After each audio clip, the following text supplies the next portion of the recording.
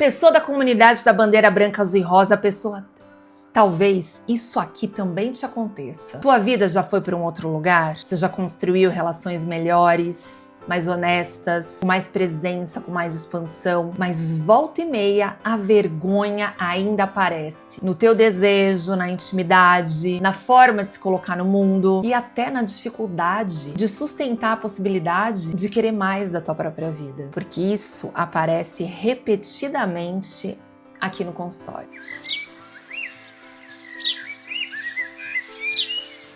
Para quem ainda não me conhece, eu sou Fernanda Teixeira, eu sou psicóloga e aqui no Espaço de Ser, que é o nome do meu consultório, acompanho vários processos de pessoas da bandeira branca, azul e rosa. Aliás, quando eu falar isso, saiba que eu estou falando com pessoas, falo assim por conta de uma censura chata, mas você vai entender tudo, vem comigo. E se você então faz parte dessa comunidade, já se inscreve no canal para fazer parte desse espaço seguro. E junho é o mês do orgulho, né, da grande comunidade do arco-íris. E muita gente fala, né, sobre como construir esse orgulho genuíno. Eu mesmo tenho vários vídeos falando sobre isso. Mas eu quero trazer aqui que para a gente construir esse orgulho, a gente tem que passar, inevitavelmente, pela vergonha. Então, isso não acontece de maneira linear. Normalmente a gente tem a vergonha, a gente tem a aceitação e aí a gente tem o orgulho. Só que isso não acontece num processo linear que a gente coloca numa tabelinha de Excel. Eu adoro falar isso com os meus pacientes. Por quê? Porque a comunidade do arco-íris já cresce com a vergonha desde muito cedo. Antes mesmo, muitas vezes, de entender o que estava acontecendo consigo. E eu não tô só falando necessariamente de uma vergonha explícita, mas eu tô falando de uma vigilância interna que aparece em coisas muito específicas. No desejo, na intimidade, na exposição, em ocupar espaço, em querer mais da própria vida e de algumas relações, inclusive a relação com o trabalho. Por quê? Porque muitas pessoas, né, da grande comunidade do arco-íris e as pessoas da comunidade da bandeira branca, azul e rosa se incluem, a gente cresceu, né, gente, se observando. No nosso jeito de falar, no nosso jeito de existir, quanto ocupar espaço, quando diminuir presença, quando se retirar. Eu falo, né, sobre a comunidade do arco-íris e eu faço parte, eu sou uma pessoa... Ó, censurinha chata, né? E óbvio, né, gente, isso vai entrando no nosso corpo, né? Desde muito cedo, muitas vezes os pacientes trazem histórias assim, que nem precisou efetivamente ter a declaração, né? Olha, isso não é legal, mas quantas vezes a gente não cresceu ouvindo que pessoas da comunidade do arco-íris eram erradas e todos os outros adjetivos que eu não preciso dizer, porque eu tenho certeza que você sabe. Então a gente cresceu com isso. E aí? Então antes mesmo da gente ter uma linguagem que possa compreender a nossa experiência, já existia aquela sensação, putz, eu acho que isso, mas talvez isso seja demais, melhor não, o que vão pensar, não quero incomodar. Quantas vezes você já não pensou isso? E eu acho, gente, muito importante dizer uma coisa vital aqui. A vergonha, né, de seres dissidentes, ela não é só uma questão individual, ou seja, não é a tua vergonha, não é a minha vergonha, não é a vergonha dos meus pacientes. Ela é construída e reforçada de diversas maneiras nesse mundo. A gente tem fiscalizadores em todo lugar. Você pode reparar, né? Teve uma vez, inclusive, que eu, né, tentei entrar em um banheiro que estava ali na história lá do masculino para fazer um vídeo interessante, para trazer essa reflexão. Veio uma pessoa lá do fundo, gente, do cinema, falou, escuta, aí é banheiro masculino. Aí eu falei, eu sei, tá tudo bem, né? Então quantas vezes, né, gente, a gente não tem essa fiscalização, quantas vezes nós somos tomados, né, freando alguma expressão, né, justamente por essa vergonha, porque, putz, isso aqui é errado. Então eu quero trazer algo que eu falo muito aqui no consultório. A vergonha, ela não é só algo, portanto, individual. Ela não é fragilidade emocional ou uma dificuldade apenas interna, entende? E isso é muito importante que você entenda. Porque quando os meus pacientes entendem isso, eles viram a chave e falam assim, putz, isso aqui não é só meu, é o que eu aprendi enquanto tendo sido socializado nessa nossa cultura. Então, eu acho que é importante a gente ter esse letramento, porque muitas pessoas da comunidade da bandeira branca, azul e rosa vivem, portanto, nesse mundo que ensinou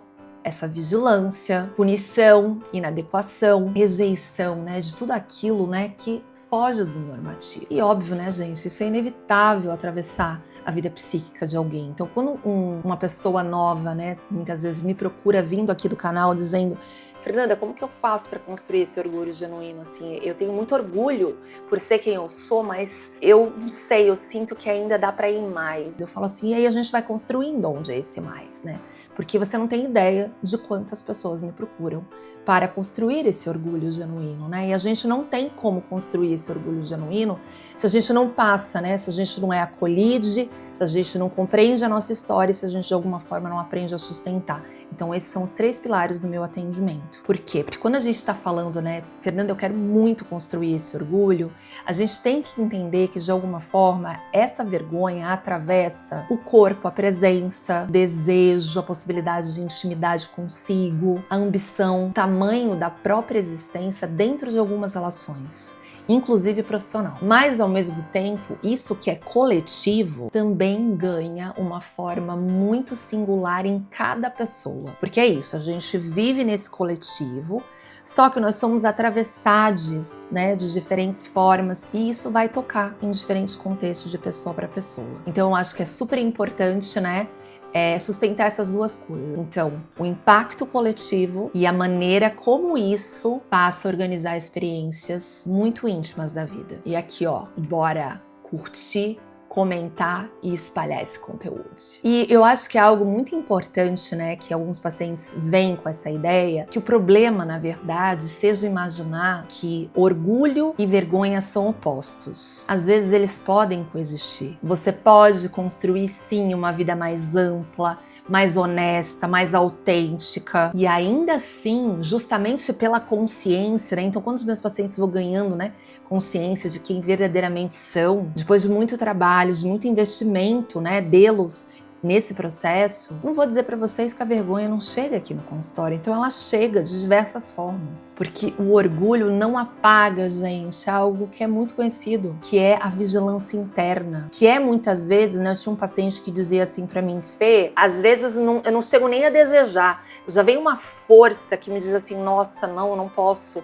Não, isso não é legal, que eu não consigo nem, que o desejo não consegue nem chegar, né, a uma certa elaboração. E isso é super comum. E eu acho que é muito importante eu estar dizendo isso nesse mês, porque existe muitas vezes nos pacientes uma pressão interna muito grande para transformar esse orgulho em estado permanente. Quantas e quantas vezes não falei com pacientes sobre isso? Se depois de algum ponto toda a vergonha desaparecesse, toda a insegurança magicamente acabasse, toda a tensão deixasse de existir. Só que é isso, né, gente? A nossa mente, né, esse aparato todo maravilhoso, mente, corpo, não necessariamente funciona, né? Eliminando algo tão estrutural, né, com relação à vergonha, desse jeito, né? Simplesmente, né? Agora acabou. Porque é isso, gente. Já ter construído carreira, relações mais maduras, estabilidade profissional, não faz também a vergonha desaparecer. Porque muitas vezes a pessoa, quando ela chega nesse lugar, ela ainda sente vergonha em ser admirada,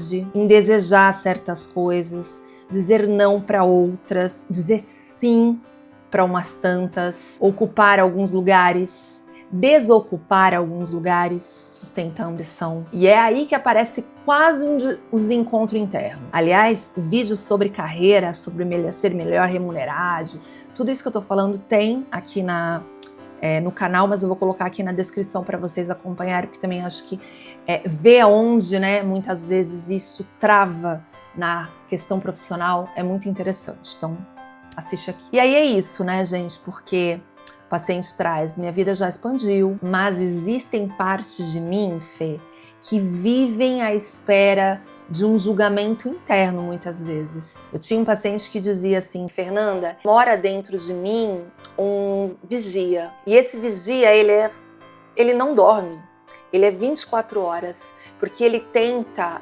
controlar até muitas vezes os meus sonhos, dormindo, tá, gente? Porque tem diversos sonhos oníricos. Porque é isso, gente, quantas vezes também o paciente não traz essa vergonha chegando através de algum sonho, né, que a gente trabalha. Porque dentro, né, da psicologia analítica, que é a teoria que eu sigo, a gente trabalha muitos sonhos, né, e é muito interessante a gente ver que essa vergonha ela aparece camuflada, né, através de alguns símbolos.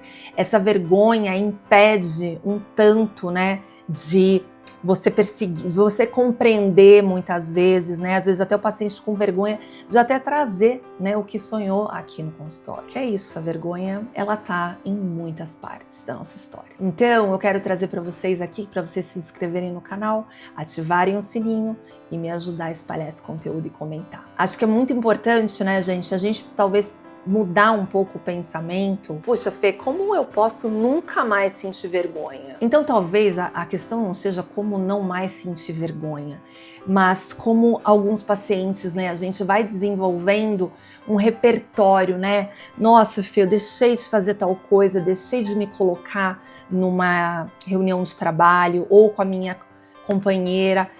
Tá, mas conta, o que aconteceu? E a gente vai lá, a gente vai lá, a gente vai lá cavucando, a gente chega aqui.